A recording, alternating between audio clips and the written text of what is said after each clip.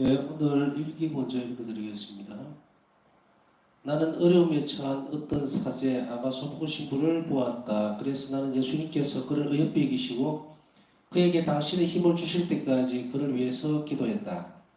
오늘 나는 내 가족 중에 한 사람이 하나님께 죄를 범하고 죽음의 위험에 처했다는 것을 알게 되었다.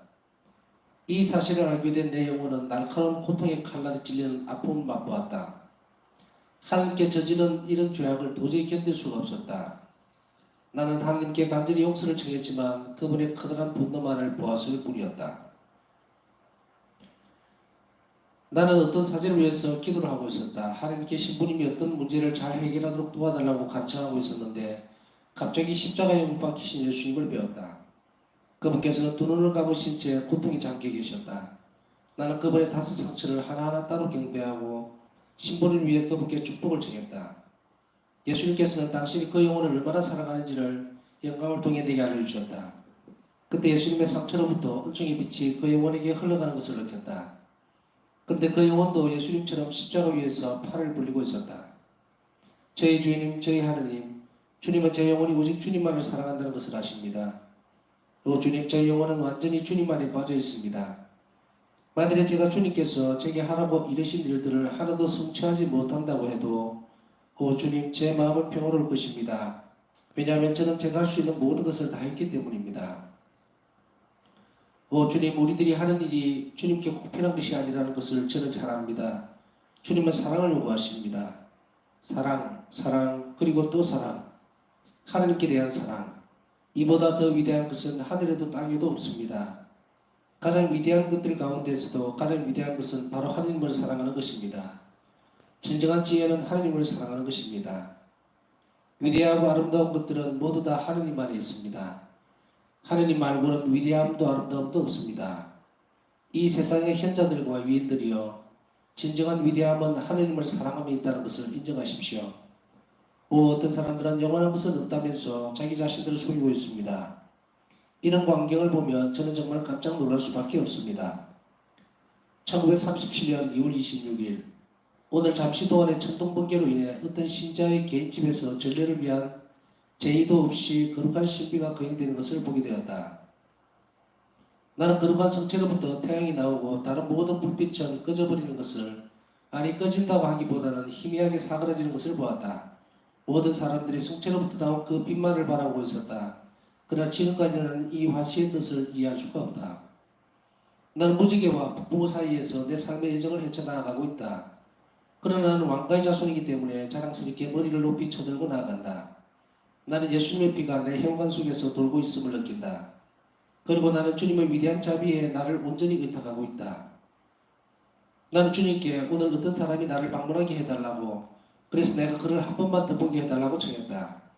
그러면 그것이 예수님께서 내게 설립하라고 명하신 그 수도원으로 그를 부르시고 계시다는 표징이 될 것이라고 말씀드렸다. 얼마나 놀라운 일인가. 바로 그 사람이 내게 왔고 나는 그에게 약간의 영적인 가르침을 주려고 노리겠다. 나는 그에게 자기 부족과 희생에 대한 이야기를 시작했고 그는 즉시 받아들였다. 나는 모든 것을 당신 뜻대로 이룰 수 있도록 그분의 손에 맡겨드렸다. 오늘 나는 라디오에서 이 노래를 들었다. 안녕히 주무세요. 거룩하신 저희 예수님. 그러자 갑자기 나의 영은 하느님 안으로 그냥 빠져들어갔다. 하느님의 사랑이 내 영혼에 흘러넘쳤다. 나는 잠시 하늘에 계신 아버지와 친분을 나누었다. 비록 갖가지 고통의 십자가에 못 박히고 끊임없는 고뇌 속에 산다는 것이 쉬운 일은 아니지만 그래도 나는 사랑함으로써 사랑으로 불타고 있으며 나 비록 나약하지만 세라핌처럼 하나님을 사랑하고 있다. 고통 속에서도 한결같이 하나님께 충실하고 그분의 뜻을 수행하는 영혼은 위대하다. 그러나 큰 무지개와 폭풍 속에서도 변함없는 것은 하나님의 순수한 사랑이 그 운명을 감미롭게 해주기 때문이다. 모든 것이 잘 되어 나갈 때에 그분께 감사하고 번성하는 중에 하나님을 사랑하는 것은 위대한 일이 아니지만 그락간 역경 중에 그분을 경배하고 그분만을 사랑하고 그분 안에 희망을 두는 일은 진실로 위대하다. 겟세마니의 그림자 속에 있을 때, 고통의 쓰라림 중에 홀로 외로 있을 때 영혼은 예수님께서 계신 곳으로 올라간다. 그리고 언제나 쓰라림의 잔을 마신다고 해도 그는 슬프지 않다. 끊임없는 아픔과 고뇌 속에서도 주어진 쓴 잔에 입술을 갖다 대면서 지극히 높으신 하나님의 뜻을 행할 때 영혼은 강력해지고 아무것도 그의 기세를 꺾을 수 없다. 자신의 변형의 때를 인내로 기다리면서 고통 중에도 이렇게 되풀이한다. 주님의 뜻을 이루소서. 시력 같은 어둠 속에서도 예수님의 목소리를 들을지니 너는 나의 것이다. 마침내 휘장이 그쳐질 때 이 모든 것의 의미를 그는 알게 될 것이다. 1937년 2월 28일 오늘 나는 예수님의 고난을 평소보다 더 오래 겪었다. 나는 많은 영혼들이 기도를 필요로 하고 있다는 것을 깨달았다. 그리고 나 자신도 기도를 통해 완전히 변화하고 있음을 느꼈다. 하나님께서 모든 영혼들에게 자비를 내리시길 청하며 기도를 했다. 오 주 예수님, 저는 영혼들을 위한 자비의 보증으로 주님을 제 마음속에 받아 모시고 있습니다. 오늘 저녁 라디오에서 안녕히 주무세요 거룩하신 저 예수님이라는 노래를 듣게 되었다. 그러자 나의 영혼은 갑자기 하나님 신비의 품속으로 휩쓸려 들어갔다. 그리고 나는 무엇이 영혼을 위대하게 하는지, 그리고 하나님께 중요한 일이 무엇인지를 알게 되었다. 사랑, 사랑, 그리고 또 사랑. 존재하는 모든 것들이 어떻게 하나님 현존으로 채워지는지 이해하게 되었다. 하나님께 대한 사랑이 나를 완전히 충만하게 만들었는데 그 신비를 감히 묘사할 수조차 없었다. 조건 없이 사랑할 줄 아는 영혼은 행복하다. 여기에 영혼의 위대함이 있다. 오늘 나는 하루 피증에 참여하였다. 내가 마지막 강론을 듣고 있을 때 시부님은 이 세상이 하나님의 자비를 얼마나 필요로 하고 있는지에 대해서 말했다. 그리고 바로 지금이야말로 사람들이 하나님의 자비와 기도를 필요로 하는 특별한 때인 것 같다고 이야기했다. 그때 나는 내 영혼 안에서 이런 소리를 들었다. 이 말씀들은 너를 위한 것이다. 너는 내 자비의 사업을 위해서 무엇이든 네가 할 수 있는 일을 다 하여라. 나는 내 자비가 경배받기를 바란다. 나는 인류에게 마지막 구원의 희망을 주고 있다. 그것은 내 자비에 의탁하는 것이다. 내 마음은 이 주기를 아주 기뻐하고 있다.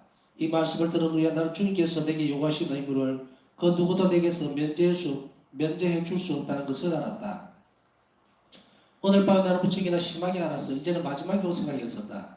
의사들은 그 병이 무슨 병인지 진단을 할 수가 없었다. 나는 대장들이 온통 갈기갈기 찢어지는 것 같이 느꼈다. 그러나 몇 시간 동안 그렇게 혹독하게 아픔을 느낀 후에 나는 괜찮아졌다. 이 모든 것이 다 주인들을 위한 것이다. 오 주님, 주님의 자비가 그들 위해 내려오게 하소서. 오 지극히 감미로우신 저 예수님, 이 삶의 황량한 사막에서 영혼들을 재난에서 보호해 주십시오. 주님은 자비의 셈이시기 때문입니다. 제 영혼들의 자유로우신 상관이시여 주님의 광채가 빛나게 하시고 자비가 세상을 변화시키게 해주십시오. 이러한 은총을 받은 이들은 부디 예수님을 섬기십시오. 제가 가야 할 길은 험난한 길입니다. 그러나 저는 아무것도 두려워하지 않습니다. 저를 위해서 자비의 순수한 샘이 흐르고 그와 함께 비천한 영혼들을 위한 힘도 흘러나오기 때문입니다. 저는 지칠 대로 지쳐있지만 그러나 제 양심이 저에게는 증거입니다. 제가 행하는 모든 것이 주님의 더 큰 영광을 위해서임을 증거합니다. 주님만이 저희 휴식이고 저희 자산입니다. 노트 제2권 끝입니다.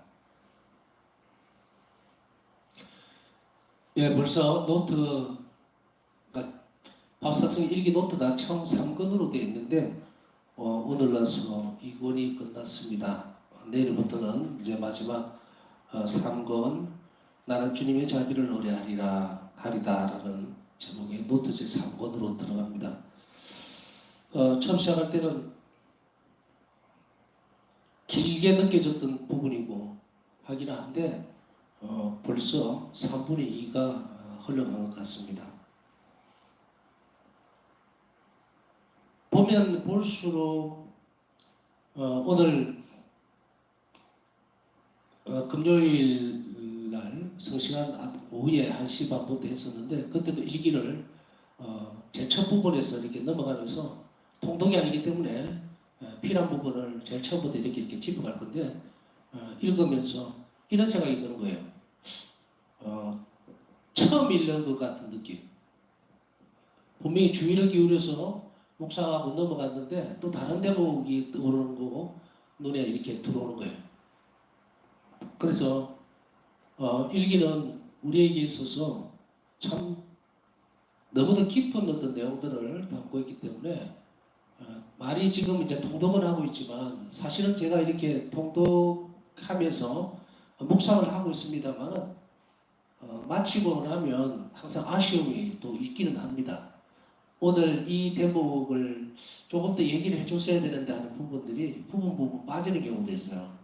그 나머지는 예수님께서 좀 채워주시지 않을까 하는 저는 생각을 합니다.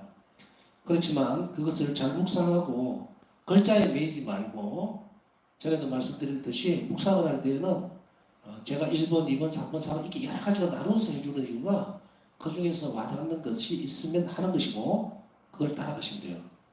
그리고 또 제가 말하는 것 외에도 또 일기를 들으면서 저것은 이 시간에 꼭 묵상을 하고 넘어가야 되겠다는 부분이 있으면은 묵상을 하시면 됩니다. 묵상이라고 하는 것을 어렵게 생각하지 말고 그 말의 의미들을 찬찬히 되짚어 보면 됩니다. 또 내 삶에 비추어서 보면은 훨씬 더 빨리 그 의미를 알아들을 수도 있습니다. 이 동독이 비전을 하면서 기대하는 것은 성령의 역사입니다.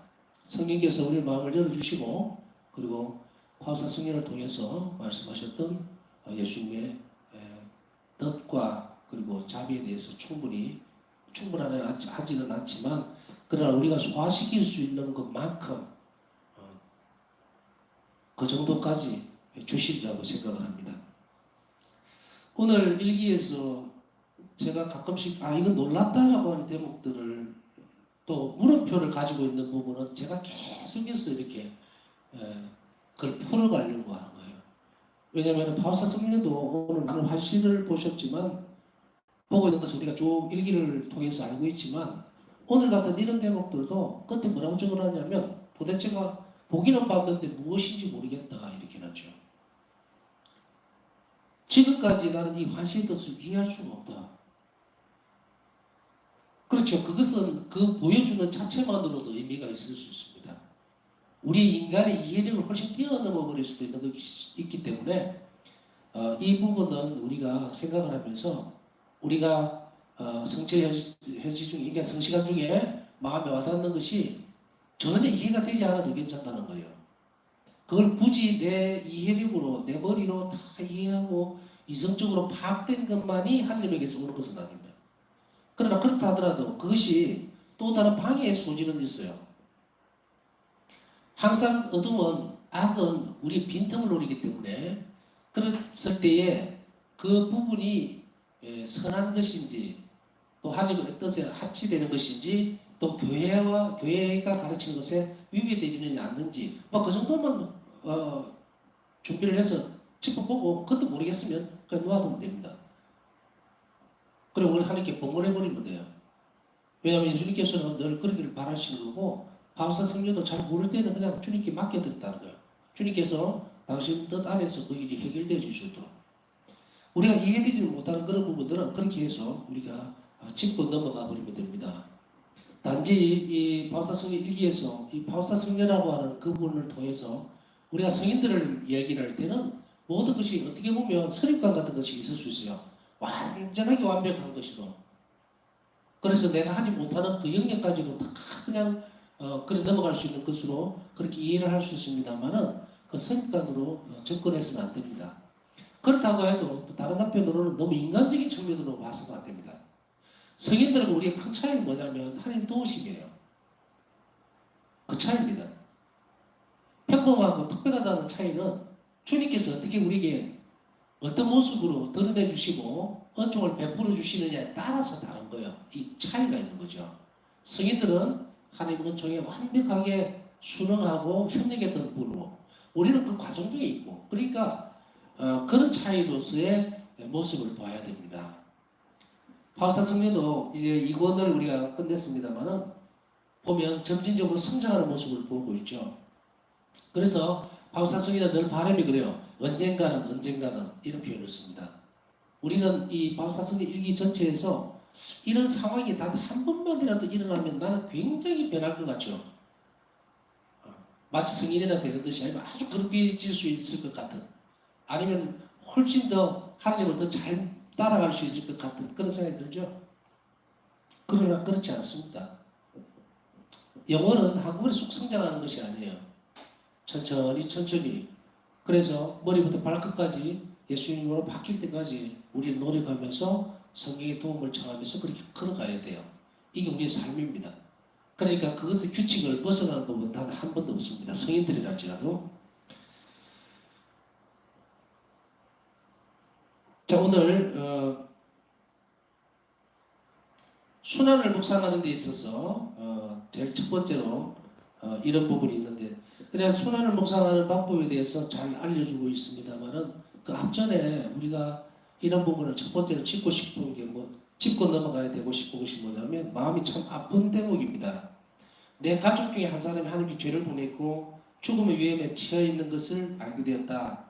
그러나 하나님께 간절히 청을 드렸지만, 용서를 청했지만 그분의 커다란 분노만을 보았을 뿐이다. 이렇게 하고 매듭을 짓고 있습니다. 무슨 의미인지는 아시겠죠?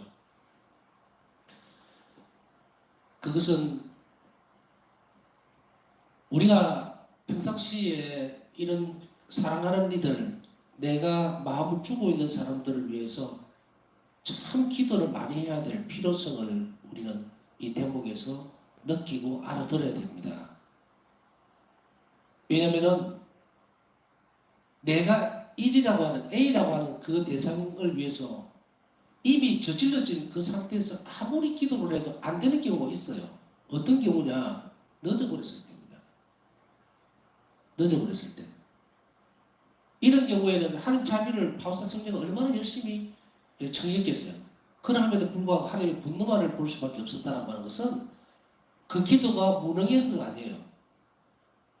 유익하지 못해서가 아닙니다. 이미 그 영혼이 하느님을 완전히 떠나버린 거예요. 전에도 말씀드렸죠. 이 지상에서 하나님의 사랑과 자비를 믿지 않았던 사람들은 결국은 지옥으로 간다고. 그것이 가장 큰 원인입니다. 연옥은 한마디로 압축시키면 사랑의 부재.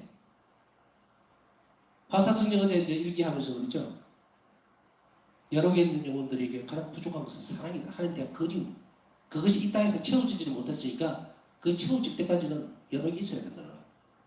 천국에 가는 영혼들은 이 땅에서부터 하나님께 대한 완전한 사랑이 채워졌으면 바로 천국으로 가는 거예요. 하나님 자비를 입을 수 있는 조건들이 완전히 채워진 것. 그래서 이렇게 되지 않기 위해서 우리는 굉장히 많은 기도를 해야 합니다. 이런 위험에 처하지 않도록, 또 그 순간까지 가지 않도록 미리 기도하고 준비시켜주는 것이 얼마나 우리에게 소중한 것인지 또 중요한 것인지를 오늘 여기에서 알려주죠. 특히 바울사 성령은 얼마나 고통스럽겠습니까? 잃어버린 영혼이에요. 그것도 자기 가족 중에 한 명이. 우리 가운데에서 우리는 우리 스스로도 내가 사랑하는 이들을 정말 사랑한다면 기도해야 합니다. 자식을 위해서 재산을 남겨두고 뭘 하고 필요 없어요. 오직 필요한 것은 그 영혼의 선익을 위해서 하나님께 자비를 청하는 일이고 기도해 주는 일입니다. 미리 예방하는 일. 요즘 이제 코로나니까 예방접종 많이 맞잖아요. 무슨 말도 많고 탈도 많지만 여하튼 우리가 독감도 예방주사를 맞은 사람은 감기가 오더라도 약하게 와요. 무슨 말씀인지 이해가 가십니까?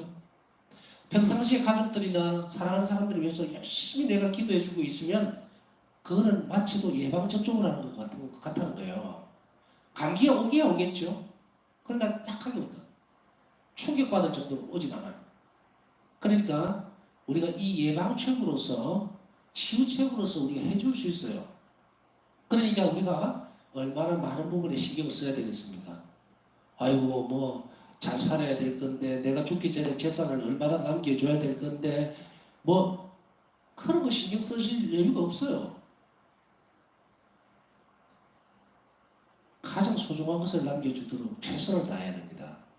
그래서 우리는 이런 아픔을 겪지 않도록 미리 준비를 잘 해야 된다는 것이 첫 번째 우리가 바울사 성령 오늘 일기에서 알아들을 수 있는 대목이라고 생각해요. 그 다음 두 번째는 묵상에 대한 부분들과 연결이 되어져 있습니다. 여기에서 한 대목들을, 그러니까 예수님 순환을 보시고라고 할 때 순환이라고 하니까 우리가 그냥 뭉뚱그려서 생각을 할 수 있어요. 큰 덩어리로. 그래서 아이고 십자가를 보면서 아이고 예수님 순환, 그게 아니라 아주 구체적이어야 된다. 구체적이고 확실해야 되는 것은 이 예수님 순환에 대한 묵상은 이렇게 순서가 잡혀지는 거예요. 첫째는 채찍질하던 모습들, 채찍당하시는 것이죠. 올리브영산에서 잡혀서 가시면서도 얼마나 모욕을 많이 당했고 그 사람들에게 죄인들, 그 극악보다 죄인들에게 발길을 당하고 침뱉음을 당하고, 사실 보면은 우리가 보면 순환 이러니까 십자가에 달려서 무슨 말을 계속 보고 있는데 더 깊이 들어가야 돼요. 그러면 어디에서 출발해야 될 것인가? 그것은 바로 올리브 동산에서부터 시작합니다. 올리브 동산에서 기도하시고 난 이후에, 이 성시간이 끝난 이후에 즉시로 어떻게 됩니까? 잡혀가시죠. 그 어둠 밤에. 그것도 죄인같이 잡혀가시는 거예요. 그냥 뭐 아유 가십시다 하고 뭐 요즘같이 수갑을 채워서 가실까요? 이랬을까요? 아닙니다. 이미 독이 올라 있는 거예요. 이 마귀들 같이, 마귀들이 덤벼들면서 주님을 끌고 갈 때는 그 어두운 밤에 그냥 얌전하게 끌고 왔습니까? 아닙니다. 호성주로 칭칭 묶고 가면서부터 두들겨 패고 발로 차고 안 했겠어요? 그러면서 이 사람들은 뭐라 그랬겠어요? 12시 반이죠. 그러면 이 경비병들은 잡아가면서 무슨 속으로 무슨 얘기까지 다 했겠습니까? 어? 엎드리 같은 너 때문에 밤잠도 못 자고 잠을 자고 지금 실컷 놀고 술도 한잔 먹어야 되는데 너 때문에 우리가 왜 이런 고생을 해야 되냐고 했을 거 아니에요? 어두운 밤이니까 마귀가 완전히 내관기를 치겠죠. 더군다나 사방은 지죽은 듯이 고요하니까 인간의 본성 중에서 폭력성이 드러나니까 이제 멀쩡한 인간들도 예수님을 가면서 발로 차고 몽둥이를 때리고 있을 거 아닙니까? 우리는 너무 한정적으로 예수님 순환을 묵상하는 거예요. 왜 묵상이 안 되냐면 이 상황 자체를 주님께 청하고 알 수 있도록 계속 언증을 청해야 합니다. 이 순환에서 흘러나오는 언증은 다른 무엇과도 바꿀 수가 없어요. 우리가 지금 가장 중요한 건 우리의 고통을 예수님 순환에 일치시키달라 할 때 그 상황을 내가 전혀 모르고 한 번도 이해해 본 적이 없으면 그 외연을 확대해서 보려고 하지 않으면 그나마 패션 오브 크라이스트라고 하는 영화에서 보면은 좀 더 적나라한 모습들, 잔인한 모습들, 치명적인 그런 부분들만 드러나죠. 그러나 우리가 성령 안에서 기도를 청하면서 예수님 순환에 대해서 더 깊이 들어가려면 금방 제가 설명드렸던 그것보다 더 많은 부분들을 봐야 합니다. 겁에 질려있는 제자들의 모습, 도망치는 모습들, 보호해줄 사람이 없으니까 경비병들은 얼마나 더 미쳐 날뛰겠느냐. 우리도 이럴 때 있어요. 무슨 상황에 정말 안 좋은 상황에 딱 놓여졌는데 나를 보호하거나 좀 거들어줄 만한 사람들이 전부 다 내빼버리고 핑계대고 다 도망가고 혼자만 딱 남아있을 때 공포가, 인간에 대한 배신, 그런 경험들이 있으시죠? 그것이 예수님을 순환을 묵상하게 만듭니다. 그냥 외롭다, 괴롭다, 뭐 나는 왜 혼자일까 그런 거 아니에요. 가장 사랑하는 사람들에게 배신당하고 도망가고 그런 상황들을 우리는, 그러나 예수님이 그 시간에 나와 함께 계신다는 것을 잊지 말아야 합니다. 왜?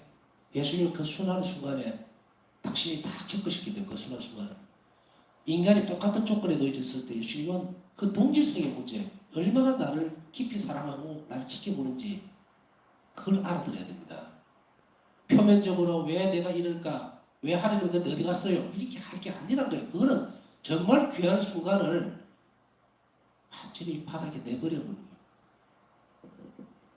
예수님을 더 아프게 해드리는 일이죠. 그 다음 대목으로 넘어가면 채찍질을 당하시는 모습, 그 다음에 가시관을 쓰셨던 모습, 모욕을 당하시던 순간들, 그 다음에 오상. 그래서 우리가 오상 여러분들이 잘 알고 있다시피 박사성경은 오늘 이 5군도 예수님의 상처를 묵상합니다. 오른손, 왼손, 양발, 옆구리 상처. 그래서 하나하나에 대해서 묵상을 하면서 5 상처 하나하나를 경배를 하는 거예요. 나를 뭉뚱그려서 순환 이러니까 안 됩니다.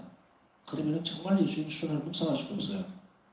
그래서 이 부분들을 하나하나 경배하고, 그리고 그 경배를 드린 이후에 내가 축복을 청할 사람들 혹은 내가 원의를 원하는 것들, 지향들을 주님께 봉헌하시면 된다는 이야기입니다. 그 그 다음에 또 세 번째는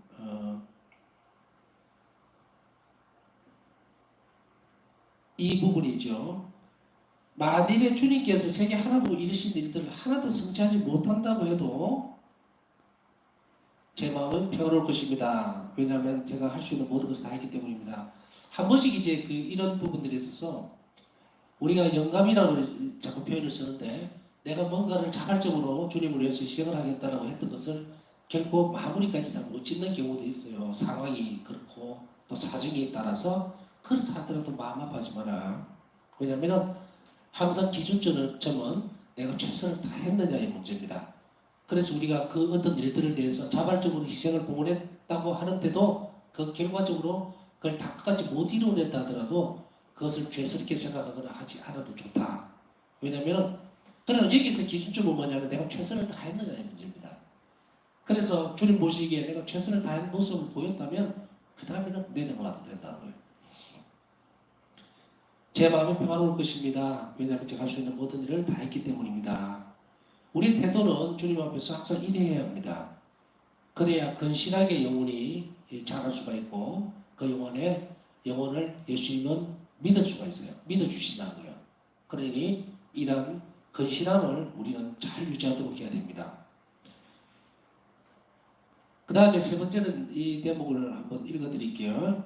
우리들이 하는 일이 주님께 꼭 필요한 것이 아니라는 것을 저는 잘 압니다. 주님은 사랑을 요구하십니다. 자, 우리가 예수님을 위해서 이걸 하겠다, 저걸 하겠다, 또 이런 부분은 이렇게 하겠다. 뭐, 어떤 때는 많은 약속을 하죠. 주님 이걸 이루어주시면 이걸 할 겁니다. 제가 열심히 기도하겠습니다. 성체적으로 열심히 하겠습니다. 이것만 꼭 해주시면 이렇게 하겠습니다. 그런 말들을 많이 할 수 있어요. 그러나 포도수표를 자꾸 내뱉으면 안 됩니다. 우리는 이렇게 기도해야 됩니다. 주님께서는 우리가 하는 일이 하나도 필요가 없어요. 사실은 하나도 필요가 없습니다. 주님께 꼭 필요한 것이 아니라는 것을 우리가 알아들어야 돼요. 주님 이걸 위해서 이렇게 하겠습니다 하면 이걸 가지고 교환적인 조건에서 드리는 게 아니라 봉헌이라고 하는 것은 이렇게 되어지는 겁니다. 주님 제가 오늘 여러 영혼들에 의해서 자기 오단 기도를 바치면서 제가 원하는 것이 있습니다. 바라는 것이 있습니다. 라고 했을 때 그것을 드리면서 이 기도가 주님께 필요하지 않은 줄 압니다. 그러나 제 구원을 위해서 필요한 줄 아니까 주님께서 그걸 바라시니까 저는 그대로 하렵니다. 그러니 저희 원인을 들어주십시오. 이 고백이 돼야 돼요. 그러면 그 원리가 이루어집니다. 왜냐하면 그렇게 하는 영혼은 하느님을 사랑할 줄 알기 때문이에요. 예수님을 사랑하는 사람들은 이런 기도를 이렇게 해야 합니다. 사랑으로 정하는 것이기 때문에 거절하지 않으시다는 것을 안다는 이야기예요. 그렇기 때문에 우리가 하는 일이 내가 아무리 최선을 다하고 아무리 좋은 것을 바친다 하더라도 주님께는 불필요하지만 이것이 제가 드린 정성을 예수님은 당신은 사랑으로 받아줄 줄을 알기 때문에 제가 드리는 것을 받아주십시오. 그리고 제게 간절함이 있습니다. 그걸 들어주시면 아무 이루어질 것이 없다는 이야기예요. 파우스타 승리에게 있어서 이런 부분들은 놀랍다는 표현을 쓰게 되죠. 어떤 사람이 나를 방문하게 해달라고 했을 때 얼마나 놀라운 일인가 바로 그 사람이 내게 왔다. 그러니 오늘 이걸 통틀어서 사람으로 청하는 기도는 어떤 기도도 거절당하지 않는다는 것을 우리는 알아야 합니다. 사람으로 청하는 기도는 다시 이야기하면 자비로 이루어지는 기도라는 것. 자, 그리고 끝으로 얼핏 제가 습관적으로 하는 부분들이 있었는데 이 부분들도 여러분들도 한번 생각을 한번 해보시면 좋겠다 싶은 거예요. 왜냐하면 폴란드에는 이런 노래가 있는가 봐요. 안녕히 주무세요 거룩하신 저희 예수님이라는 두 번에 걸쳐서 오늘 일기에서 나오고 있어요. 이 부분은 어쩌면은 뭐 이래 유치한 거 아닌가라고 하지만 그렇지 않습니다. 물론 이건 노래 제목에 따라서 다른 부분들을 이야기하고 있는 것은 아니지만 한번 잘 보세요. 안녕히 주무세요 거룩하신 저희 예수님이라는 이 저녁에 인사죠. 자기 전에 여러분 한번 해보세요. 저는 여기서 성체 준비 끝나고 성체가 다 끝나면 나머지 정리 다 하고 오늘 일기대로 하는 것이 아니라 저는 이렇게 해요. 내일 뵙겠습니다, 주님. 안녕히 주무십시오. 이거는 뭐 지금 와서 하는 습관은 아니고요. 어릴 때부터 그랬어요. 어릴 때부터 그래야 됐던 것 같아요. 근데 하느님하고 이런 대화가 꼭 형식적으로 짜여져 있거나 규칙적인 것만이 기도는 절대로 아닙니다. 이런 부분들을 친근감 있게 하나님께 드림으로 인해서 우리는 하나님께서 살아있음을 인정하는 것이고, 그리고 그것을 내 삶 안으로 깊숙하게 끌어당기는 일이라는 것. 그래서 좀 더 친숙한 하나님, 살아계신 하나님을 우리가 고백할 수 있다면 정말로 좋겠다. 그러면 우리 영혼이 살아있는 거예요. 생기가 있고. 자, 오늘 말씀드렸던 거 중심으로 해서 각자의 원의와 또 은총 청하면서 이 시간 함께 하도록 합시다.